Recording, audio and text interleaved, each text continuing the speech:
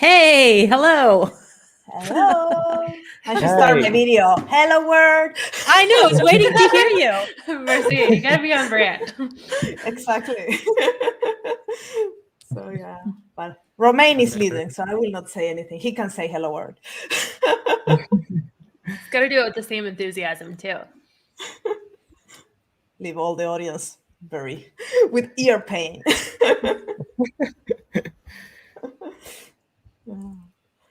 So Are we all ready? We should be because we are live. Yeah, Roman, you're running this party. Come on, man. Yeah, totally. So somehow the sound dropped, but yeah, I think we are ready to go. Cool. Thanks for being with us. I'm excited to be here to panel to talk about what is AWS. So It's Romain having I'm problems dropping with him the a little sound. bit. You're dropping. Yeah, Your sound's yeah. dropping a little. Yeah, Romain. We are losing you. There always needs to be some issues. Why don't we do some introductions while Roman's getting we his can sound do sorted? that. Yeah, Why don't you go, maybe- Marcia? This is your house, really. You're hosting this party, so why don't you? Yeah.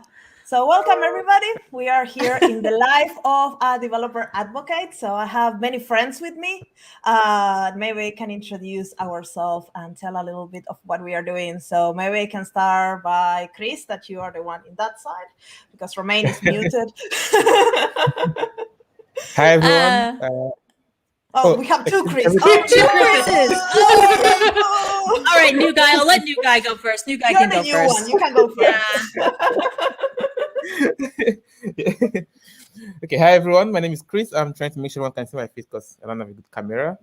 But I'm so excited to be here to answer all the amazing questions. And I'm a developer advocate at Amazon, and specifically on Amplify. So ask me questions related to both this kind of stuff and generally being an advocate as well.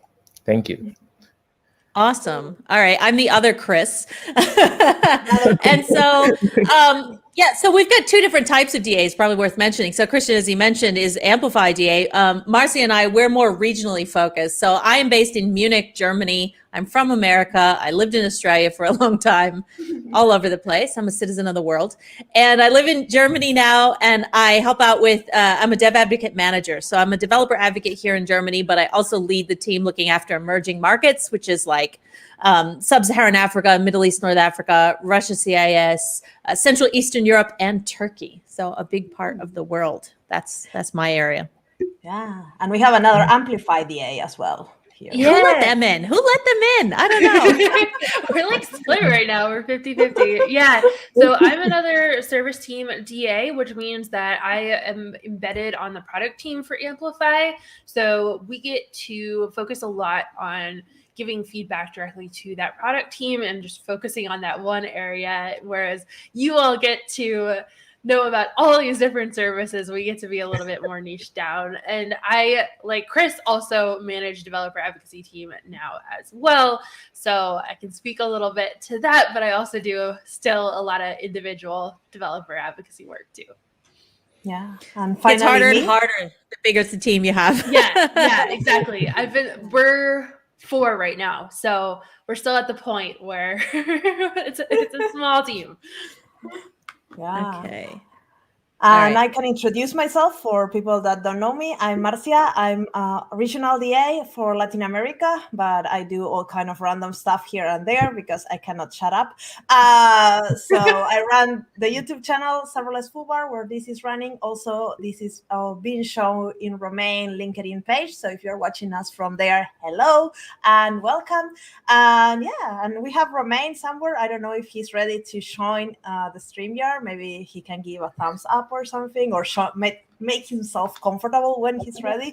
Yay! Welcome back. I'm back. Yeah, I had to switch computer for whatever reason. All That's right. the real life of a DA, having to deal with audiovisual issues. Yep. Yeah. That's correct. That's You can correct. introduce yourself now. Okay, so I'm Roman Jordan. I am leading a team of developer advocates at AWS, specifically a team of specialists who are looking after different aspects of our portfolio. Cool. So we have all kind of DAs here. Specialists, regional service teams. I don't know. Should we talk about the different roles for people to get an idea? What is this about? Yeah, that's probably a good way to start. So maybe Ali, can you tell us more about what is to be a DA in a service team? Yeah, exactly. So we are embedded directly within the Amplify team. There's also embedded DAs on other service teams, so serverless.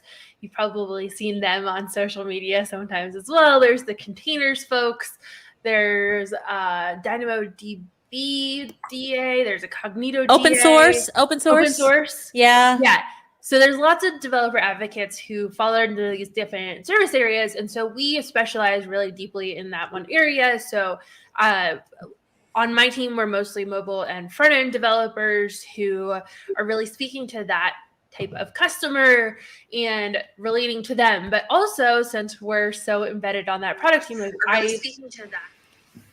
since I report to the head PM for our org as well, we get to work a lot with shaping the way that the product looks. So we do a lot with writing friction logs on what maybe isn't the best right now on our products, and really are in from zero on a lot of our products as well, like in the initial meetings of what is this thing going to be, and editing the initial documents for them, making sure that the API is going to look good, and then also being kind of the first testers once the product is almost ready to launch, once the devs finish their testing work too. That's also important. But that's a little bit of what a service team at DA is. We're super specialized and very product focused, but would love to hear about you all's DAs and you all's roles as well. So what you're saying is if we have Amplify issues, you two are the ones that we pester. Yes. And then we'll pester somebody else. Awesome.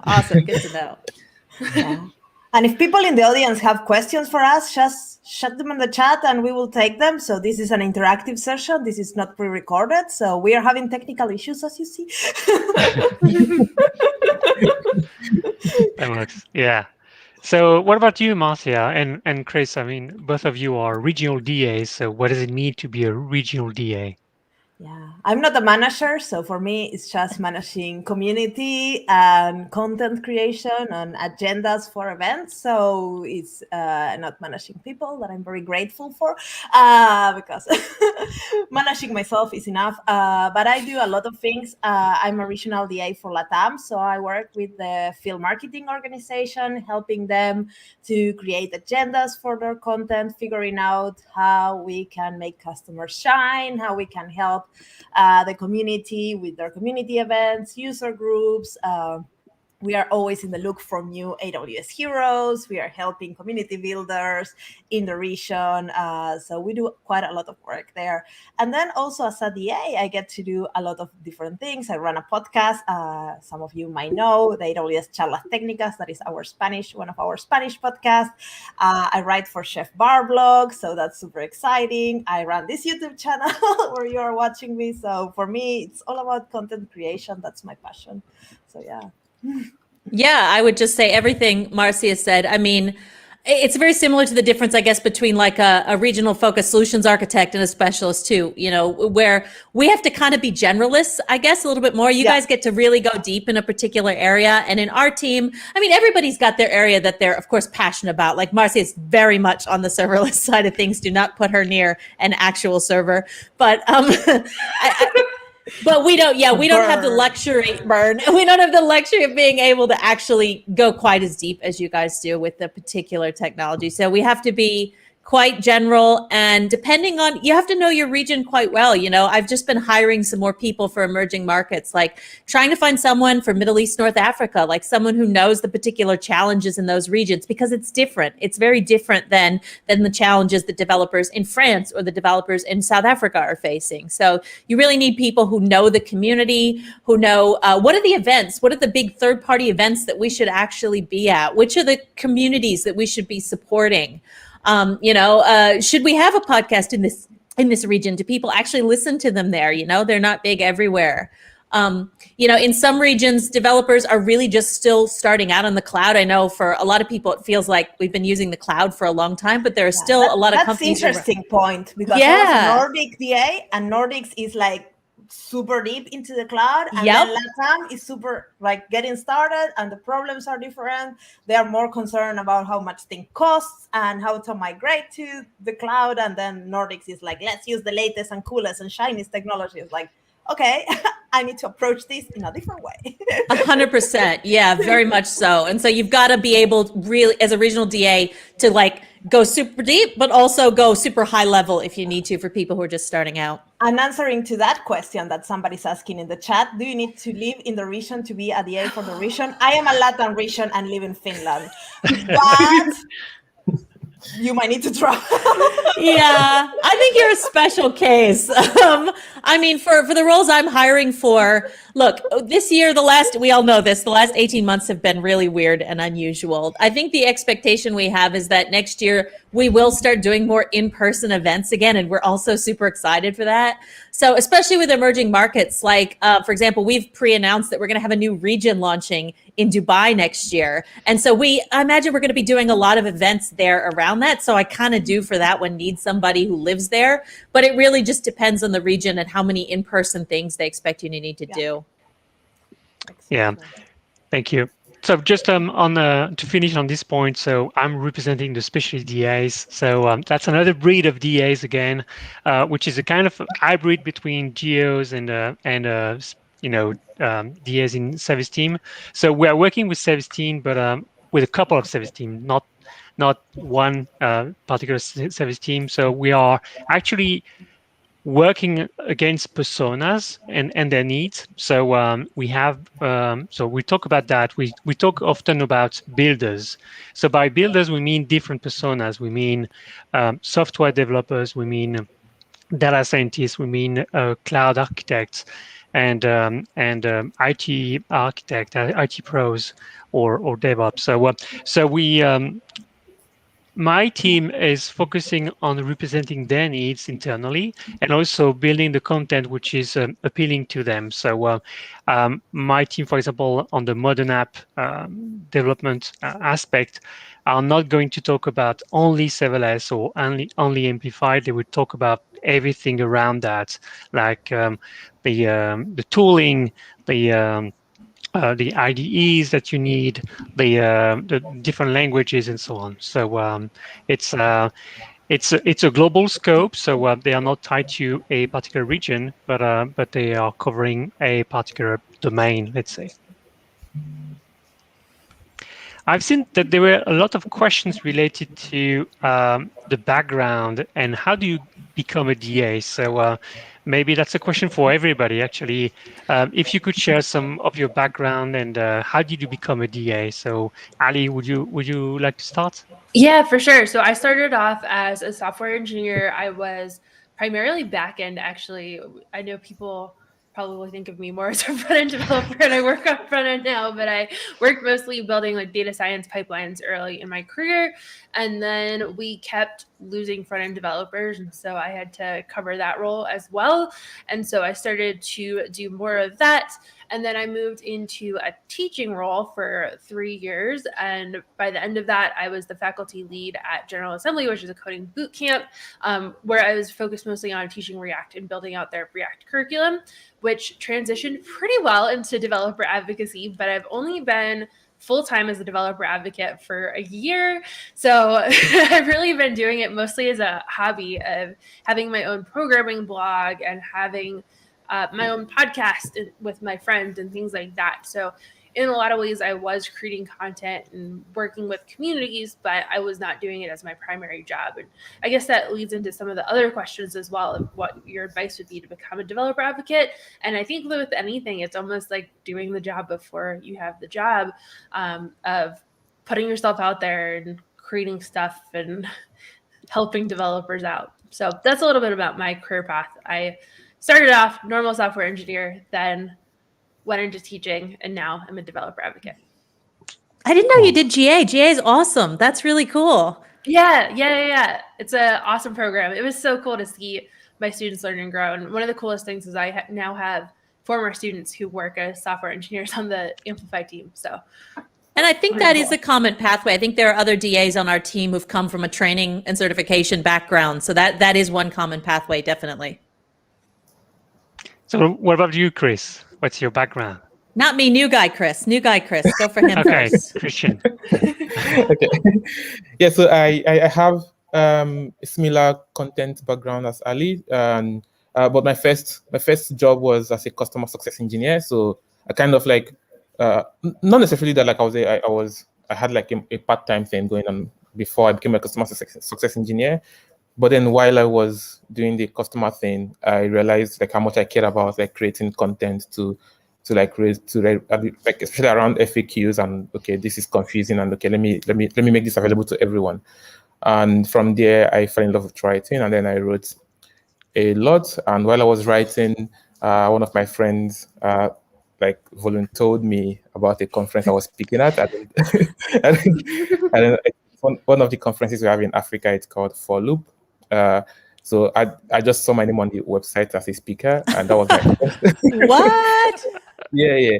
That was my first time ever speaking, and then I went, and then I spoke, and people loved it, and it kind of became a thing. So like I studied in all of this before the role developer advocacy started becoming a thing. So when the role became popular, was like, okay, this is where I belong because I've been doing this for a while. Makes sense. Okay.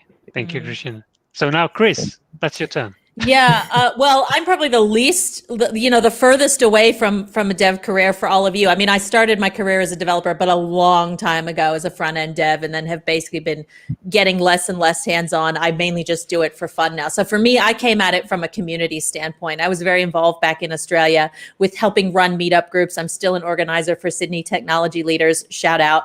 And so I got into conference speaking. So I was doing a lot of talks at meetups and a lot of talks around Australia. And then I got invited to do a tech conference in Europe, which is how I ended up meeting the team here and moving over here. But for me, it was very much coming through the community side of things, of liking to help people get going, about forming support networks and mentoring. And so for me, that was my way. And I'm probably one of the less technically deep of the DAs, but I'm more of a manager these days, really. And Marcia, you were a game dev, weren't you? Well, I'm a dev by trade, so I work from banks to assembler to games. So I'm coding since I'm very young. So that's always been my passion, and teaching always. I taught my cousin to read and write. I learned, and then the first thing I did was to teach him how to read and write, because he was useless if he didn't know that. He's 3 years younger than me. That was my beginnings in teaching and getting others exposed to new technologies. And since then, I taught all my nannies English, because that's a very important thing to do. And my grandma computers. So I've been trying to teach people since I have a memory of, and I've been coding since I have a memory of. So this is a role I fall into. I met at my first DA was Adrian Horsby. He was the Finnish DA, well, Nordic DA in that time. And I started talking to him, and he was like telling me all things about this role. I was like, oh my God, that's the perfect job. I was a game developer for Angry Birds by then. And he was like, I think he was thinking like, I will catch you later. And 1 year later, when he was like, there is an open position in Nordics, maybe you should join. I was like, But that time I was already an AWS hero, because I was creating a lot of content, and I also landed in a public speaking position because somebody like, you should go and speak, go. And I was like, I never spoke in public. You should give it a try. And I did it, and I enjoy it a lot. So it's been a ride, but definitely this is my place. This is what I love doing. So I think a been few of the DAs came from being heroes and community builders as well. So Yeah. that's definitely another pathway. It's not an official pathway, but they seem to somehow end up on the team regardless. Yeah, you're Totally. kind of doing it for free beforehand. So It's basically the truth. it's a good career approach. Yeah, Michael on our team went through that path. So Michael Gando, if anybody has questions for him, he's also on the internet. Should we segue into the actual interview process? I see lots of questions about that. And Roman, I mean, maybe that's one for you, Roman, because you're the one who's got the most open roles at the moment, I think. Probably, yeah. I spend most of my time interviewing candidates, and also it relates to another question which we wanted to tackle.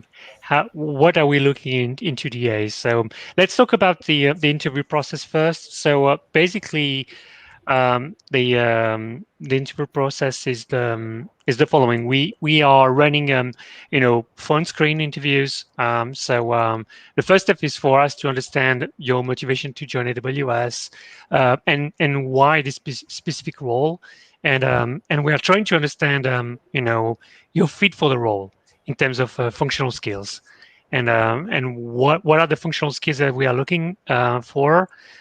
We are looking for people that are able to engage with a community of builders. So we have talked a lot about developers, but it could be different type of builders that we are talking to. So I have position open at the moment for security DAs and cloud networking DAs. So I'm not necessarily looking for one developer to cover that, but someone with a strong networking background or very strong security background would fit very well. So so the community engagement is really important. So how do you engage with users, and how do you explain complex stuff and make it super easy to understand? This is also something which is very important for us as a DA, and that's also probably why we like to hire the people like Ali, because she has been a teacher, she has been a trainer, so this is her forte to make things easy to understand. So and we expect our DAs to be in that position as well.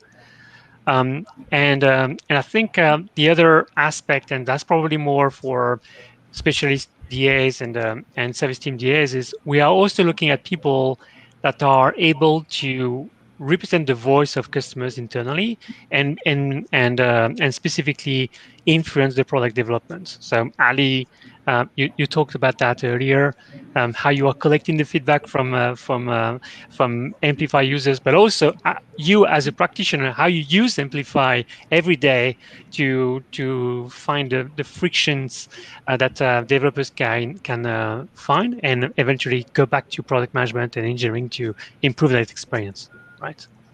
So the phone screen is really about and this understanding this fits for the role. Can I have a rant there, Roman? Because the Yes, biggest please. problem I had with hiring is people would put through their CVs, but it was just like a developer CV. It didn't have, what are some talks you've done that I can see online? Where's your blog? Where's your pod? Like, we want to see your community engagement. So that's my number one tip if you want a DA role, is to actually customize your CV and highlight that stuff, because otherwise I sit there for 20 minutes looking you up on YouTube, or trying to find your Twitter, or trying to find your blog, your Medium blog, Dev2, whatever, because I want to see your thought leadership. I want to see your contributions.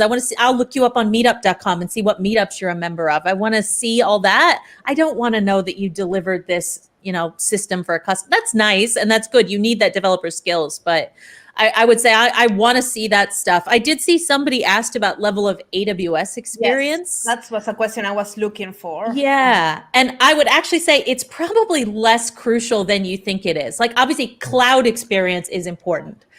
If you're coming from another, a different cloud background, I expect you can probably, if you're good, pick it up.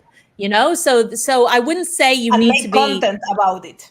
Yes. Yeah. Yes. So we have Yeah, people and on our very- team who came from non-AWS backgrounds. Yeah, I'm one of those people.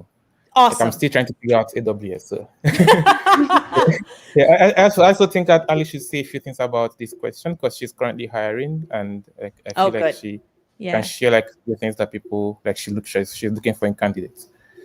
Yeah. So I have a list of must, should, and nice for candidates to have for developer advocacy roles.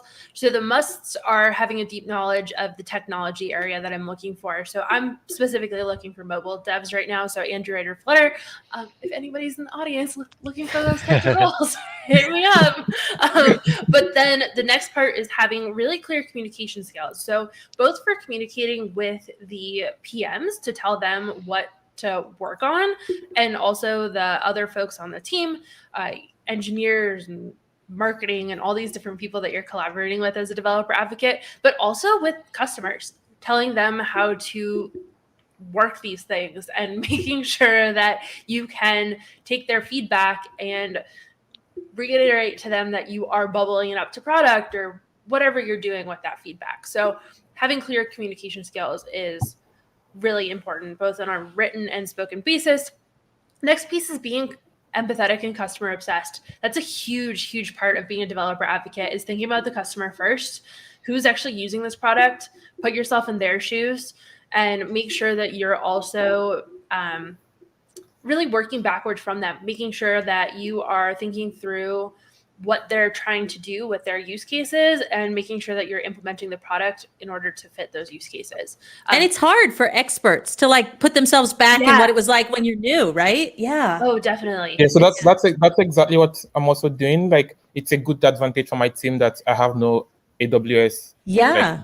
Yeah. So like I'm really like, as much as I'm experienced in other aspects of engineering, I'm really like a complete newbie with AWS. So I'm asking all these stupid questions because I know that beginners will generally have issues. Like, if I have issues with it, like, imagine someone who's just out of school who doesn't have a background in engineering. That would be worse for the person. So I'm intentionally pointing out those basic like mistakes in docs because I know like this confused me like for 1 second, and that 1 second is like an hour for somebody who has not done in engineering in the past. So yeah, I think that's huge.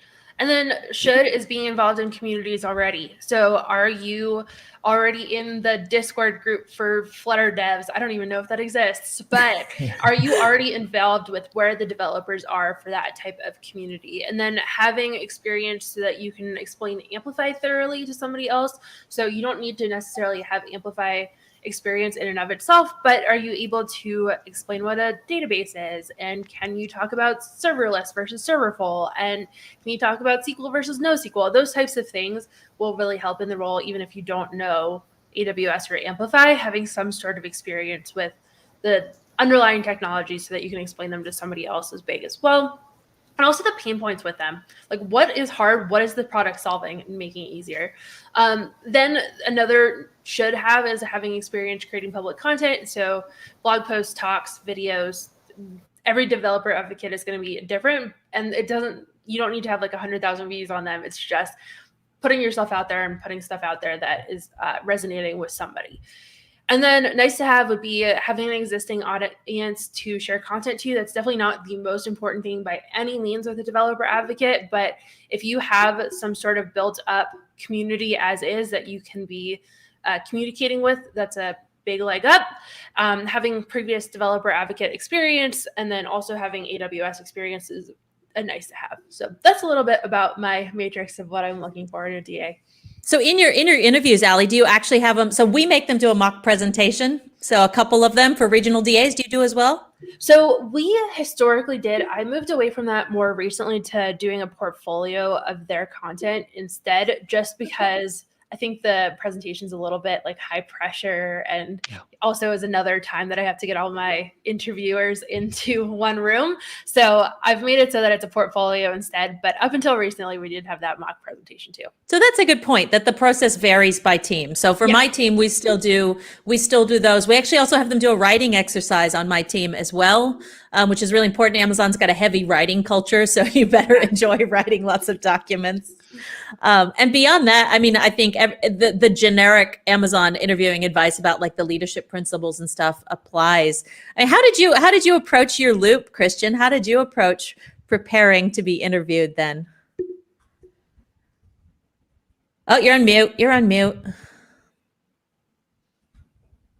Yeah, my recruiter did. That's another thing we should also talk about. Like, I had like a fantastic recruiter, and he prepped me with like, okay, this is what's going to happen on this day. This is who you should expect, and this is what you should expect. So he had like a whole detailed PDF document and had like lots of calls with me trying to prep me for all of those. So it was a very smooth experience. And with the presentation question you asked, apparently Ali made me do the presentation, and then she stopped it after me. So You had to do it. yeah, but like it was already a talk, which is one thing about being like, if you're planning to be a DA, there are chances you have like talks in the past you've made. And so Ali was good enough to say, hey, don't prepare a new talk, just bring something you've had in the past. Like, it's very chilled. And then I had a lot of fun, had a lot of good questions. It wasn't like, I don't, like, for me, Ali said there's pressure, but for me, I don't feel pressure because the interviewers as well, we are very, it was more like a conversation. I wasn't feeling like I was being interviewed. So at some point I lost track of this was an interview, and I was just chatting throughout the rest of the call, which was really cool. So yeah, it was a very smooth experience. I don't know about any other person, but like I think I had like a great experience being interviewed and being hired for both the presentation and all the calls and all of that. Yeah. How about the technical part of the interviews? What do you all do for that? I can speak about ours too. For the regional DAs, we usually cover that mainly in the first phone screen, because we really want to get the sort of functional part of it out of the way. Like, do you actually have depth? And so we have sort of a shared, and look, they're not like gotcha questions. I know people expect us to ask like, how many golf balls fit in a car? No, it's like, explain what happens when you type Amazon.com in your browser. You know, we want to know if you can, and not just that you know it, but that you can explain it to somebody, you know? So really, it's not gotcha questions. Obviously, you're going to go deeper on specific technologies than we would. We're kind of looking to find out like, where are people stronger and where are their gaps. Nobody's got everything. Yeah. So basically, we would base question on your resume. If you are saying that you are a Java expert, expect questions about Java, and because if you are saying that you are very experienced with Spring Boot, you would have question about that. That's for sure.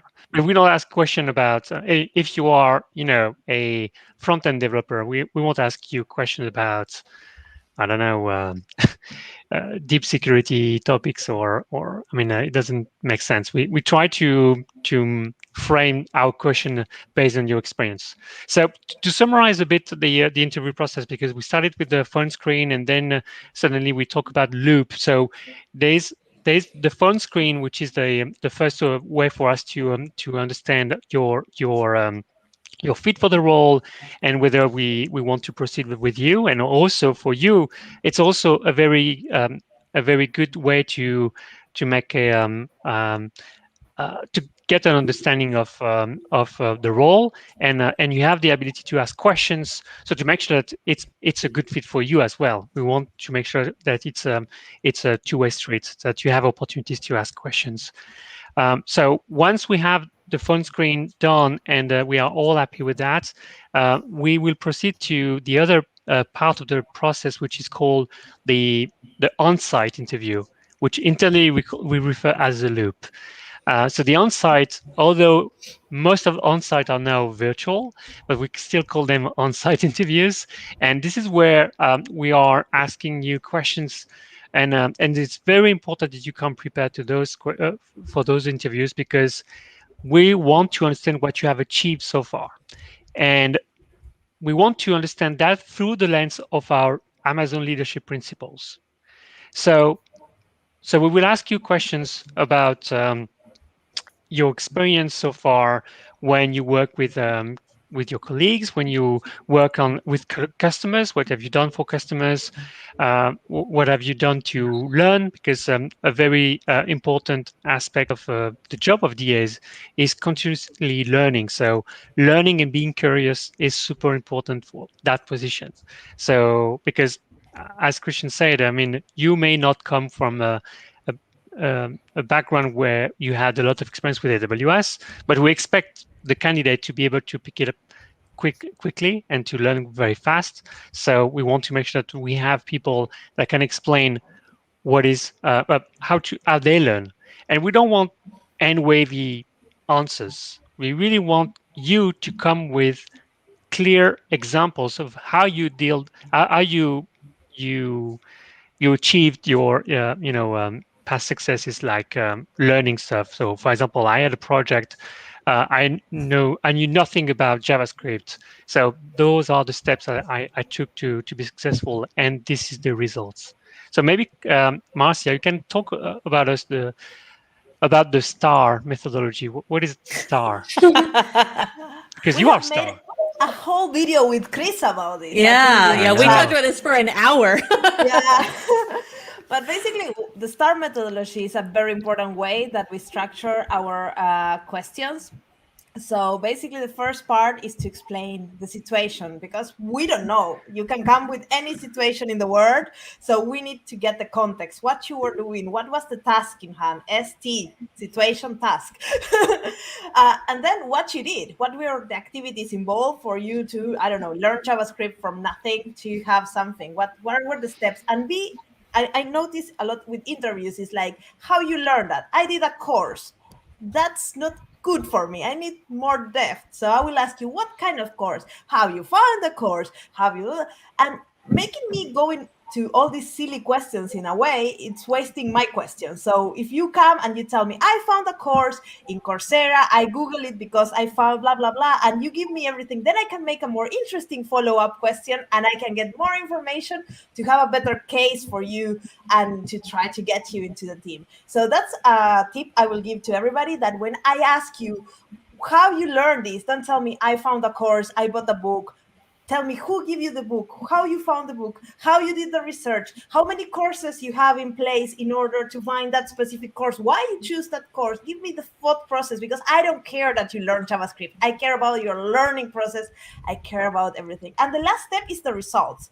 So after you give me all the actions, I want to know, did you learn JavaScript? How long it took you to learn JavaScript? What you were able to do with JavaScript? Did you get a job? Did you got your project? What was the result that you accomplished with that learning? So the whole story is great. And if you put it in that format, that will make my note taking so much easier and my follow-up questions will be more interesting. And that's not specific to Amazon, the STAR methodology. I think a lot of places use it. And you don't have to answer. Like, I've actually had candidates be like, situation. Like, you don't have to actually use it. It's just help you to think about your answers. And yeah, as Marcy says, being really specific. I did think of one other trait for a DA, actually, I want to call out specifically for the regional DAs. There's a sort of element of almost like project or program management as well, because we deal, like in Central and Eastern Europe, there's 17 different languages there. I do not expect Darko, who's our developer advocate, to know all 17 of those languages. So a lot of what he does is working with other AWS teams in those regions. So he kind of has to be the owner and the driver of all the different activities, but he has to do that through other people. So I think there's an element, really, the more senior you get at AWS as a DA is about scaling through others. And so being able to put together a strategy and a plan, being able to build a network and influence people, those are all really important traits. So it's not just about you personally going out and standing in front of a stage, because you can't scale. Like, Christian cannot scale to talk to every developer that he possibly wants to talk to. He's going to have to leverage other people externally and internally to get that message out. Yeah, that's Totally. the part of the shop you don't see. No, that's not the rock star sexy part. That's like the sitting in a meeting and trying to get 20 people aligned part. Marcia, you said something very important, I think. You said, I want to capture it, or basically, I'm paraphrasing, that you wanted to capture the data to make the case for a candidate. And that's super important to understand. So during the on-site interview, you will be actually interviewed by 5 to 6 people, one by one. And our job as interviewers is to collect data from you. And that's why we insist on using the STAR methodology, because it helps you as a candidate to make things easier for the interviewer to understand your experience, what was the problem, and for us to get a sense of the impact of your work. And that's the thing. And with that, and that's why we are asking questions. We don't want to be, we are nice people, and we really want to make sure that this interview is a great experience. And we want to capture the data. We want to help you. Interviewers are here to help you, and then we make the case internally. So with the data we collected, we say yes, I believe that this candidate is Amazonian and will be great fit in this role. Sometimes we have to say no, this is not a great fit, but I believe this person would be a great fit for another role at AWS. So this is also very interesting in the way we run interviews at AWS. You are not just interviewing for one role. You are interviewing to join AWS, and then you have abilities to be moved to. Oh, thanks, Al. I think that's a really good point, Roman. Like, I know people get discouraged if they don't get the role they're going for. And I think it's worth talking about. There's so many reasons you might not get that role. It might be that someone was further along in the process with you. It might be that you're just missing one of those must-haves. Like every hiring manager, like Ali says, have a list that they're looking for. And what we do is we're really good at Amazon about recycling candidates to try and find them. If we think that they're a good future long-term Amazonian, we'll try and find a role for them. So don't be discouraged. I know lots of people at Amazon, at AWS, who've actually gone through the loop, gone through that process a couple times to get the right role. For sure. And that could look like, okay, this person might not be a front-end DA. They might instead be a DA for startups, or they might be a back-end DA in some other org, or it could be that they're more of a PM, or they are more of an SA, or I'm trying to think of either other roles that would fit as well, or maybe even just a software engineer or something along those lines. So I think thinking through that is really important. And usually, instead of having to go through the whole entire loop all over again, you normally would just do like one follow-up interview to make sure that you'd actually be a good fit for that role. And Roman knows I'm kind of cheeky because I'll do a lot of interviewing for like SAs and TAMs and stuff. And I will literally be like, why didn't you go for a developer advocate role? I'm always on the lookout for good DAs. Yeah, that's good. Okay, I think we covered this. I don't know whether we have more question on topic. I think it's quite important for us to talk about the typical day, because that was the topic of today. What is a typical day in the life of a DA? And maybe Marcia, you can start with that. What is a typical day? Do we have one? You know this thing that they say day one? For me, it's always day one. I'm always learning something new. I always figuring out something. I don't know what I did yesterday. It was like 2 million years ago. So for me, it goes in seasons. So it depends what season we are. If it's after reInvent, it might be a quiet season. I might have time to produce a lot of content and not do much interaction and just get prepared, like the little ants that prepare for the winter. If it's now, this time of the year, I might be getting ready for reInvent. So I have a lot of reInvent things on my list, and I have a lot of different meetings to go. So it goes in seasons like that. And the same with the community work. There is times that the community is on holiday, so you have more time to chill and to do some other things. So you need to be very, very, very organized. And that's something I learned when I joined this. I was always very organized, but I never had so many projects and so diverse set of projects. So you really need to figure out a system that works for you, that reminds you things like 3 weeks later when you promise that that you will come back to that thing, and you can come back to that thing and not forget it, because nobody's micromanaging you. So you need to be on top of all the different activities, and that's part of the work. So creating content, organizing things, and be on top of a million different things. So it's very, very fun. So if you like that type of work, join us. You will never be bored. What's your experience, Ali? Oh my goodness. I think I'm the same, that there's no typical day whatsoever. That being said, I work in cycles normally. So I will start off with trying to create a demo and writing a friction log on that. So a friction log is essentially a document that's like, here's this thing that's really amazing about this product. Here's what really went well. Here's what wasn't amazing, but wasn't awful either. And here are the things that if I was a customer, I would quit at this point. Like if I were not doing this as part of my job, this is something that would completely turn me off of this. And so that goes back to the product team. And then from there, usually I wait for anything critical to be fixed on that, and then create a blog post on that demo, and then create a video using the blog post as a script for that. And then if it becomes popular, then I'll usually make it into a course on a platform and also make it into a conference talk. So it's this flywheel of content where I'm reusing the same stuff over and over again, but hitting different learners where they're at and appealing to their learning styles. And then a lot of it's also just being in early product meetings and giving my feedback on things like that, and being the first user for a lot of these products as well, and making sure that they're good to go before launches, and doing strategy meetings now as well. So now that I'm a manager, it becomes a little bit more high level as well, where I'm in a lot of one-on-ones with different people and creating a lot of the strategy for the team as well. So that's a little Welcome bit to our about world. my work. Yeah. Yeah. Yeah. And I imagine, Christian, are you still in onboarding land? We have a long onboarding, sort of phase at AWS. Oh, he froze. Ah, there he is. There he is. Yeah. So I have like a very weird internet, but yeah, I think I'm good now. So I'm having like onboarding for the past month, which is like I was expecting to jump on the team and like, hey, I've built this amazing thing with Amplify, and like I've saved the day.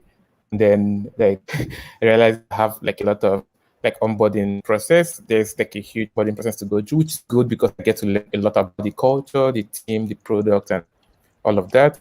But so far, that's what my day has been like. But in the past, in my previous job, it's similar, similar to what both Marcia and Ali described. It's like very unpredictable. But it's unpredictable but exciting. So just like Marcia said, if you like a kind of job where you don't want to do like the same thing, like you don't want to do something every day, if you're not the kind of person that likes a redundant type of role where you just come back to the same every day, then DA is for you because it's ever changing.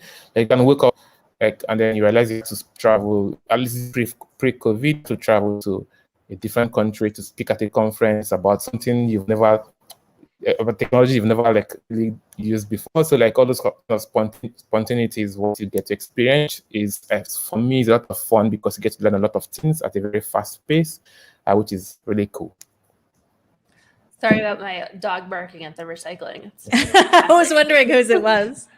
I think, I think anybody at Amazon would tell you that on any given day, you'll have like 25 things to do and only time to do like 10 of them.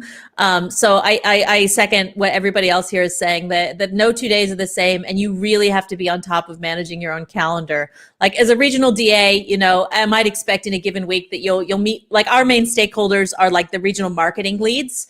And so you'd catch up with them and talk about what the priorities are for the region, what events are coming up. You might be working on content, as Marcia talked about. You might be filing a PFR for a service team like Ali talked about. You could be running a game day or writing a blog post. I actually went to a meetup last night. Like we still actually do that. We actually just attend meetups and be there and like see what's happening and talk to people. With humans. Well, it was virtual. It was virtual. Ah. It was virtual. I got excited already. I had dinner with one of our heroes last week. I actually had met someone in the community, so that was great to talk to them and understand what's good and what their pain points are. And then as a manager, yeah, I spend a lot of time in one-on-ones and hiring. But also, I should mention, like, beyond just that stuff, like, I'm a member of the Women at Amazon Affinity Group. So we have these groups you can join at Amazon to actually, for different sort of underrepresented groups in tech. There are all kinds of stuff that you can get involved with. I'm also a bar raiser, so I help out with interviews for other teams. So that always takes up a little bit of my time as well.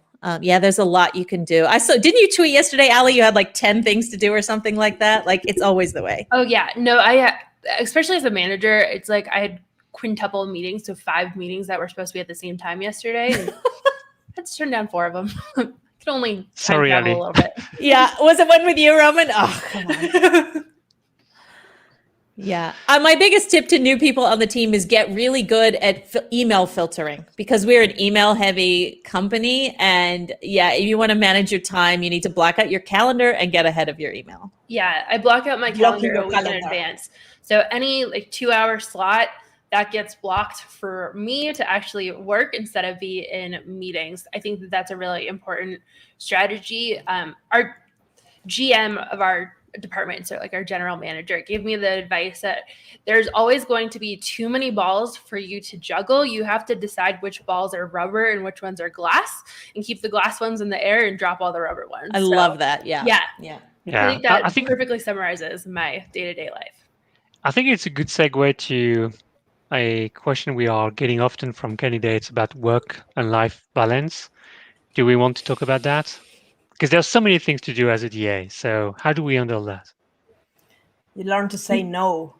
Marcia, I think you're a good person to talk about that, because I have seen your lovely family on calls sometimes. Yeah, well, I have a 3-year-old kid and a husband that is very supportive on my career, so that helps. But I also make very clear decisions not to work on weekends. A lot of events happen on weekends, and I'm very clear that weekends and Fridays after 4 o'clock are for my family, and you don't get over that. And I'm very honest. It's like, sorry guys, I know you're doing community day. There are other DAs that can help you. I'm with my family, because I work for LATAM, I work a lot of nights very late, like today, I'm working, it's 8 o'clock in the night, but I know which days, I book them in my calendar. So these day of the weeks are the ones I work 2 or 3 days a week late, and others I leave very early. So I'm very conscious on the amount of hours I work, because I'm burned out many times in my life. So I count my hourly work week, and I don't send it to anybody, but I try to keep my count around 40, so I don't burn myself, because this is a marathon. This is a very tough work. You are always asked for more. People come and ask you for more, so you either say no because you don't have the space to take it, or then you tell, well, I need to drop this other thing that is not that important, or postpone it. So you really need to know what is the amount of burger that you can chew in the current moment, and be very honest with yourself, because nobody, after you say yes, you own it and you need to deliver. So if you say no, I can't, then people totally understand. But if you say yes, then it's on your table. You commit, yeah. Yeah. And also Yeah, our job is quite creative. So sorry, Christian. I think that the creativity of this role is really important. So you need to give you space to think.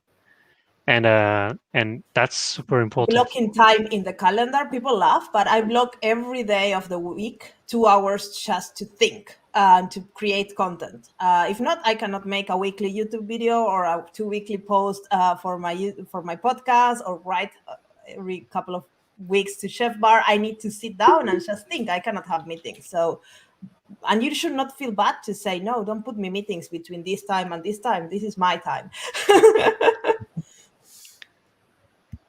This is my ultimate life hack, is to work a staggered schedule from a lot of the rest of the team. So my team is, or the Amplify team is mostly in Pacific time in Seattle, and I work mostly Eastern hours. So I have like 3 hours in the morning before anybody else gets online to work every day.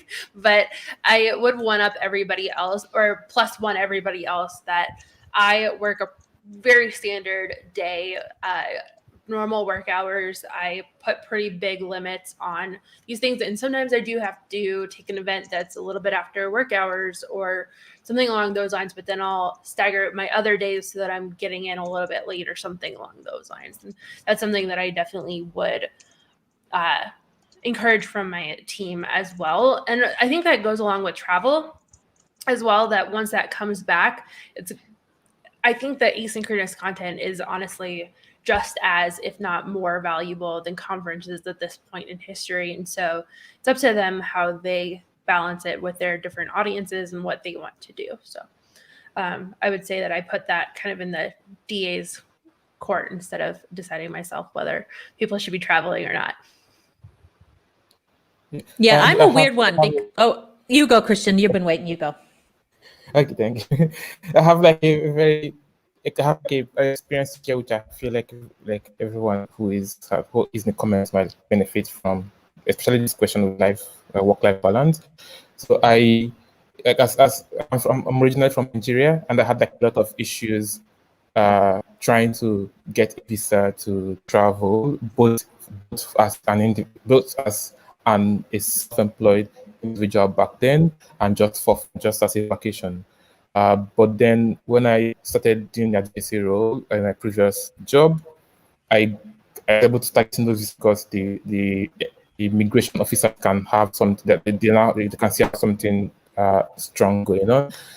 But then what happened was I started traveling a lot for conferences, and when I'm about to travel with my friends, are generally very excited for me. Hey, you're going to go to this new country you've not been to, and you're going to see a lot of these new and fancy places. And then I would go. Then what ends up happening is when you get to the new country, you have never 2 days before the actual event. And then after the event, you just want to just lay your bed for the rest of the trip and travel back. So I realized I did this actually almost every friends, and every city I went to, I didn't expect it because I had to prepare for my talk, practice in my hotel room, get nervous until the day I would give the talk and other stuff. And then when it happened, I started regretting, I should have just enjoyed all of the cities I was traveling to, because I asked, have you been to London? Yes, I've been to London, but I don't know anywhere in London, because I just knew the hotel I stayed and the conference I spoke at, which is this is coming from more okay, this is a mistake I made, and anyone who is considering to become a DA, it's generally advisable to know that you're going to it's very easy to get burned out if you don't plan ahead of time and say okay, at this point in time this is what I'm going to do, and at this point in time I'm going to strictly decide to just take care of myself or do what I'm supposed to do, something to travel, but not just the thing, because it sometimes gets busy. You think that the actual day you're speaking is you climb on stage, but then you're actually ready for the talk, you're getting nervous about, you're trying to calm yourself down, and all of this, you have to account for it as being part of the work you've done and not feel guilty afterwards for missing a lot of actually spending at the computer stuff like that. We're losing your audio a little bit, Christian. Yeah. But I think you're talking about, actually, I was on a work trip last week, my first one in a year, and I was chatting to one of the other DAs, Dennis, about it.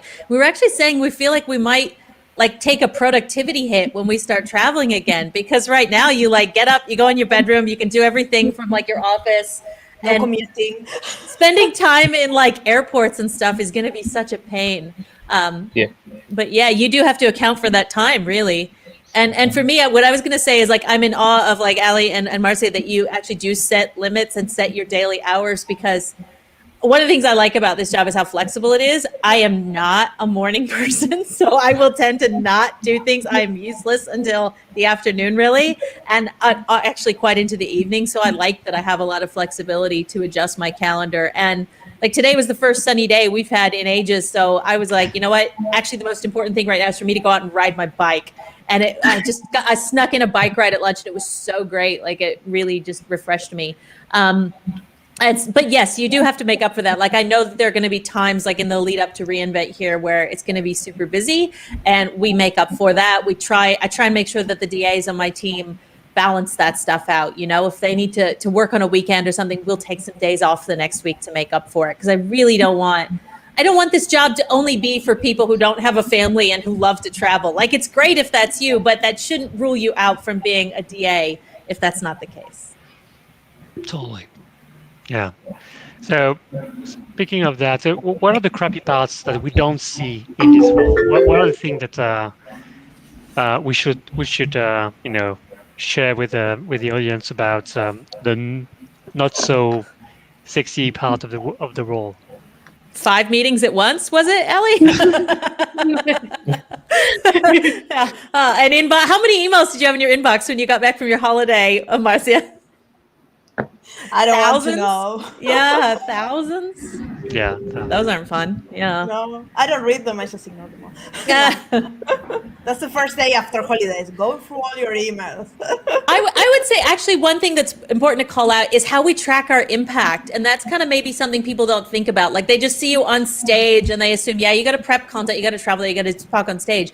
But actually, how do you track? We have a lot of mechanisms we developed to try and say, okay, well, how many people were there? How many people watched that video? How many people went on to click through and do the call to action? And that means you have to be a little bit organized. You have to follow up and fill out some paperwork, and there's a little bit of bureaucracy involved, because if we can't show and explain the impact we're having, that doesn't help us as a team to show how we're enabling our customers. So that's a part I think people forget about. Yeah, and also it's not just the number of views; it's also the impact that this presentation had on people. So, what's the feedback we're getting? Because our goal is really to continuously improve the experience we deliver to customers. So, I think that being able to collect that feedback, making sure that whatever we deliver to you is, matching your needs and probably going even beyond that. So we need to have this feedback loop where everything that we produce is also something that we can measure in terms of quality and impact. Yeah, I would say another piece of it is just the amount of communication, and that goes beyond email. It goes into we have a Discord community, and people reaching out on Twitter, and people reaching out through Dev2 comments and all these other places on the internet. And I think one of my favorite quotes that I've really internalized from Justin Garrison, who's on the Containers DA team, is that there's no SLA or service level agreement on my Twitter account. And I really personally take that into account. I try to bubble things up when I can, but my personal social media is just at a point where I can't see everything. I can't have DMs turned on, things like that. It's just not scalable. I don't scale as one person, and I have to instead tell people to go into the Discord and ask questions there instead. I can't respond on a one-to-one basis to everything. So I think that for me is something that's difficult to figure out, and also just the work-life balance of it too, of getting messages at 2 a.m. from people and being like, no, but I think that's one piece that is hard for me. Yeah. Yeah. Getting those blocks of code and logs. Can you help me with the error? It's no. I wish. Not really. I can't. I can barely know what you're doing. So if you send me one of those messages, sorry, I have never replied. Do you think that I'm just thinking one of the hard parts is that, and I don't know if you guys feel this as well, but you're kind of working on your own a lot of the time.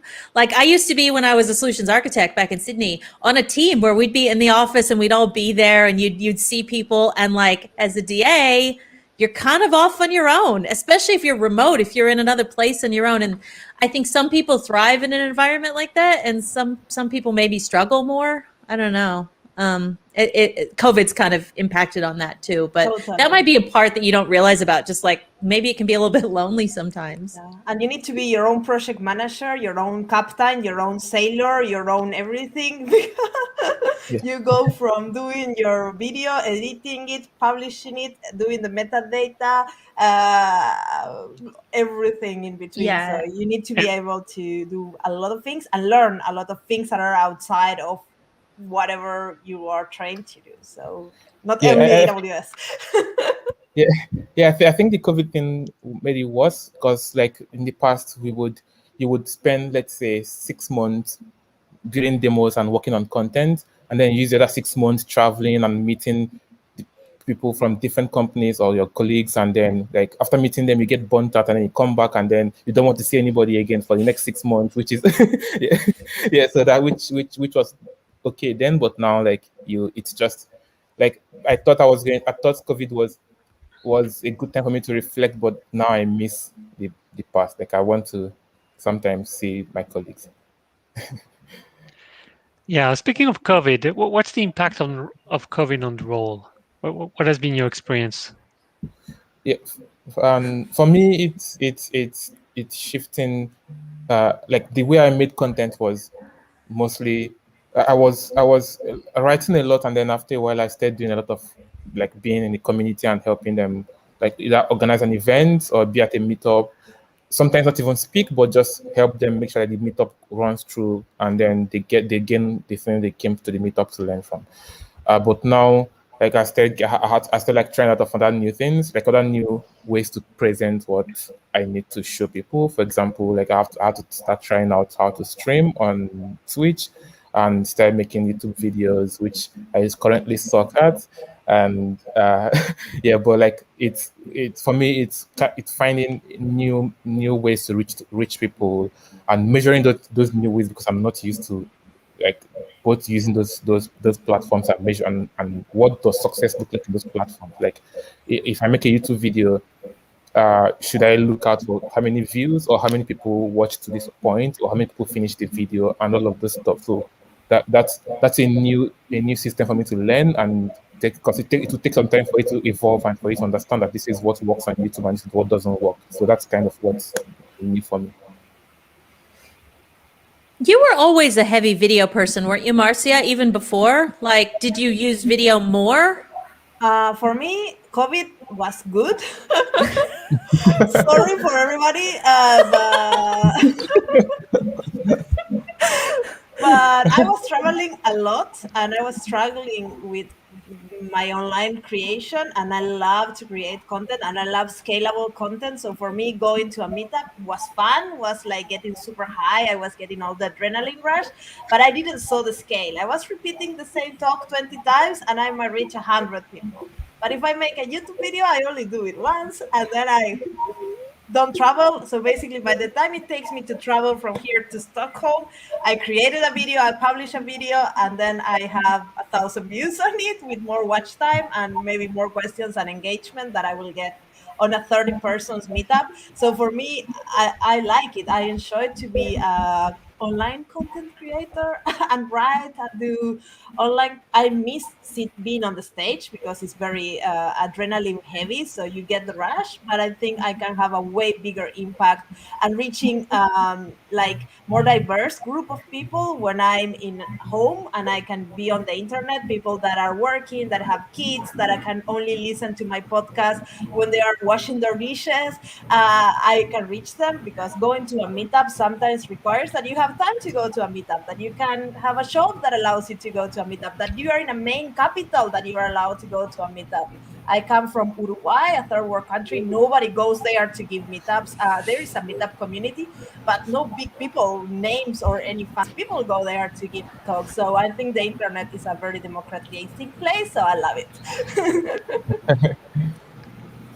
I think COVID meant that everybody had to suddenly become video experts very quickly, and so I don't know. I'm sure all of us have I have 3 different ring lights in this room, and I have a whole green screeny thing set up, and yeah. So I think people for whom were great at public speaking on stage had to very quickly learn how to, because it's very different. The first time I did a presentation via Zoom and you get no audience feedback, you're just talking into the void.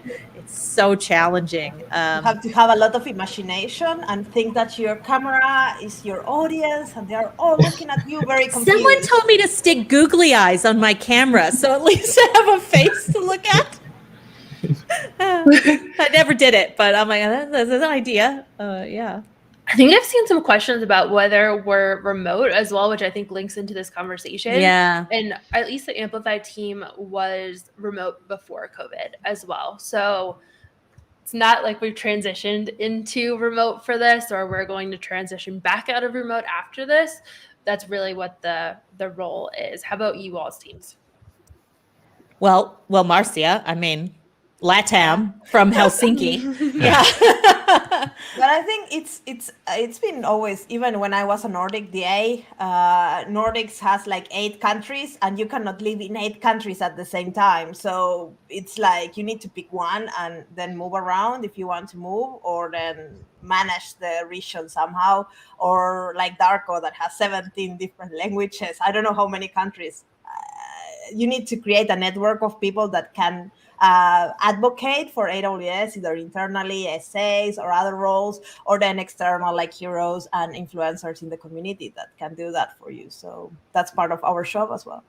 I think it depends what you mean remote. Like if you mean we don't go into an office like 9 to 5, No. like we don't have that. We all work, wherever we work wherever. But at the same time, like for the regional roles that I hire for, the person needs to be in that region. Like as Marcy says, it helps.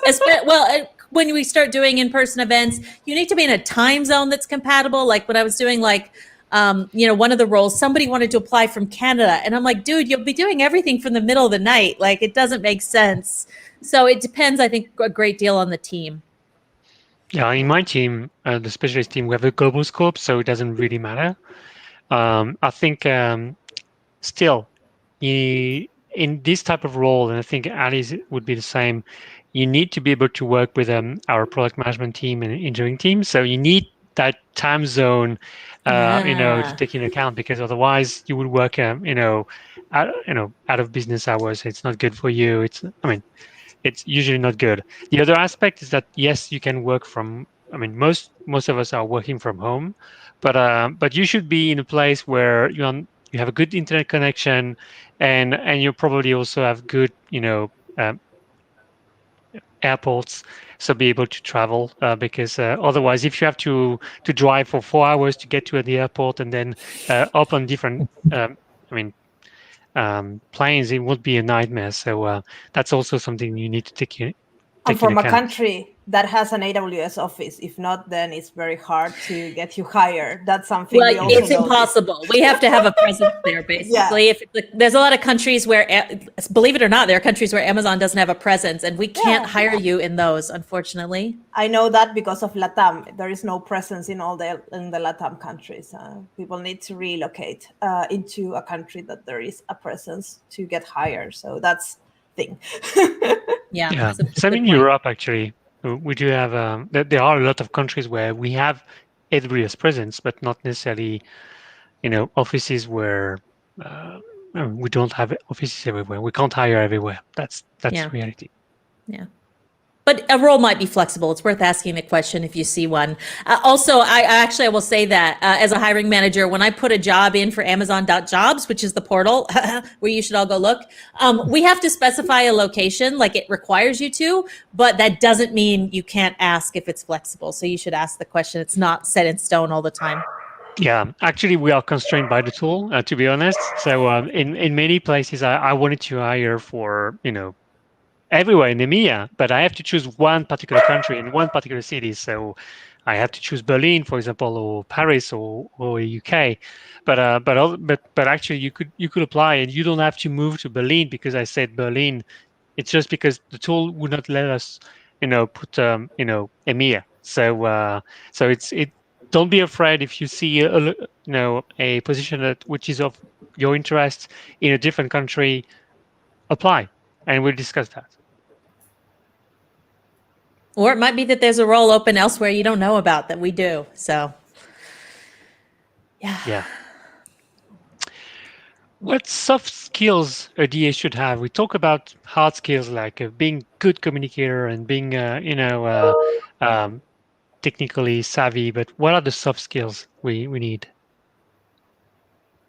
That's a good question. I think a really useful ability in a company as big as AWS is being able to build a network, and because we as DAs, we don't have like direct authority over a lot of the teams we work with. We're trying to influence them, influence their roadmap, or influence them to do something for the developer community. And so building your network out and knowing who you can leverage and how your goals can align with theirs is really important. And that's almost like a little bit of like personal savvy, of maintaining that network. Yeah. And leveraging it. Be able to scale through others, I think, is a huge one as well. Like, for example, I get offered to speak at meetups a lot, and I just can't do all of that. But I know that for a lot of engineers, doing their first ever talk is a huge opportunity. And so which engineers do I know that do X technology, and can I reach out to them about covering this event or something along those lines? And same with product. And sometimes I just Slack the engineers like, hey, you have a bug in this thing, fix it. And sometimes that goes faster than if it's prioritized through product or something like that. Yeah, I think. Yeah, go ahead, Christian. Yeah, I was going to say the one thing I really advocate for is empathy. Like it's hard for people to see things from the perspective of the new person who is going through either the product or very new to the community. So like I'm always all about drop your perspective, because you figure all of this out. Like the person you're trying to help right now is brand new to this whole thing. Like you can imagine how overwhelmed the person is, and I think. Oh, it was working so well, and it just dropped for me. He dropped again. Oh, that definitely. Empathy is an important one. And I will add to that a humility. How you say that? Humility? No.